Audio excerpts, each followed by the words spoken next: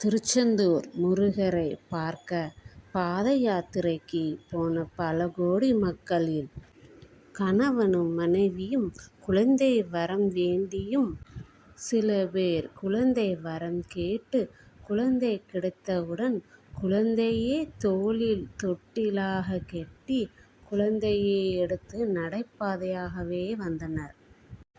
வயதானவர்களும் நிறைய பேர் வந்திருந்தாங்க. அவர்கள் அவர்களுக்காக வரவில்லை, தன் பிள்ளைகள் நல்லா இருக்க வேண்டும் என்ற எண்ணத்தில் தான் வருகிறார்கள்.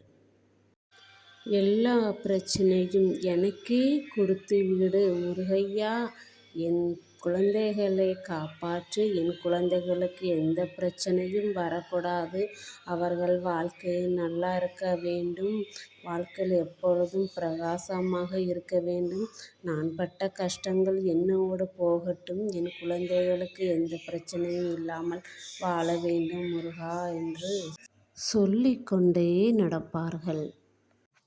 வெற்றிவேல் முருகனுக்கு ஹரோஹரா.